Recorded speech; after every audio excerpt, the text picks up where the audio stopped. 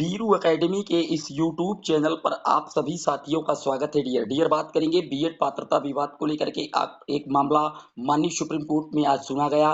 बिहार की शिक्षक भर्ती के रिकॉर्डिंग ये मामला था और काफी बड़ा कहीं ना कहीं आप कह सकते हैं बीएड अभ्यर्थियों को एक झटका दिया गया है माननीय सर्वोच्च न्यायालय के द्वारा। पूरी तरीके से बात करेंगे, लेकिन आगे बढ़ने से पहले जितने लोग चैनल पर पहली बार विजिट कर रहे हैं सब्सक्राइब करके बेल आइकन प्रेस कर लीजिए।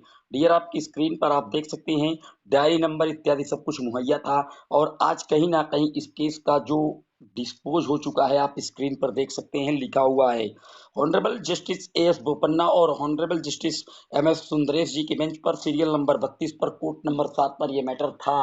मानी बिहार की सरकार की तरफ से बीएड की तरफ से पैरवी कराई गई थी, मानी सुप्रीम कोर्ट में एसएलपी लगाई गई थी। फिलहाल जैसे इस पर सुनवाई हुई थी मैंने आपको बताया था कि ये एक भी मिनट ये मामला टिक नहीं पाया, क्योंकि कहीं ना कहीं अप्रोप्रिएट बेंच को ट्रांसफर करने का जो मामला था वो जा रहा था और वो मामला अनिरुद्ध बोस जी के बेंच पर लगा रहे थे।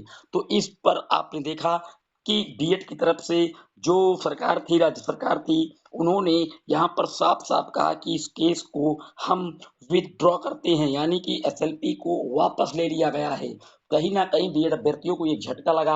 अगर एसएलपी वापस नहीं लेती बीएड के तरफ से जो एडवोकेट थे या बिहार की सरकार की तरफ से जो एडवोकेट थे, तो कहीं ना कहीं ये एसएलपी माननीय उन्हीं एप्रोप्रिएट जज को ट्रांसफर की जा रही थी, अनिरुद्ध बोस जी को, जिन्होंने इस संदर्भ में पहले ही जजमेंट दे दिया था। और अगर वहां ये मामला जाता तो वो कहीं ना कहीं रिव्यू एक्सरसाइज में आ जाता, क्योंकि उन्हों के द्वारा ही ये जजमेंट प्रोसीड किया गया है और उनके लिए ये मामला पुनः जाएगा तो वो रिव्यू हो सकता था, जो कि पुनः पूरी तरीके से खारिज हो जाता। इसको देखते हुए बीएड की तरफ से जो एडवोकेट थे जिन्होंने इस पक्ष को एसएलपी के रूप में रखा था, खुद बिहार की सरकार की तरफ से जो एडवोकेट थे पूरी तरीके से अपनी एसएलपी को वापस ले लिए हैं। और लेकिन लिबर्टीज के रूप में उन्होंने एक नई एसएलपी जरूर लगाई है, लेकिन फिलहाल ये सुप्रीम कोर्ट वाली जो एसएलपी है ये पूरी तरीके से वापस ले ली गई है, विड्रॉल कर दी गई है, डिस्पोज हो चुका है। इस केस में बीएड अभ्यर्थियों को कोई राहत नहीं दी गई है बिहार शिक्षक भर्ती में। और पुनः एक बार डीएलएड की जो अभ्यर्थी है उनकी कहीं ना कहीं माननीय सर्वोच्च न्यायालय के द्वारा जीत घोषित कर दी गई है। यहाँ पर आप देख सकते हैं बिहार सरकार ने सुप्रीम कोर्ट से याचिका वापस ले ली है। शिक्षक नियुक्ति पर सुप्रीम सुनवाई, प्राइमरी शिक्षकों की नियुक्ति की भर्ती प्रक्रिया का मामला था।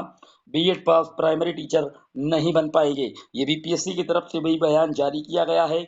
यहाँ पर लिखा हुआ है सिर्फ डीएलएड पास उम्मीदवारों का ही रिजल्ट जारी करने का लिया गया है फैसला।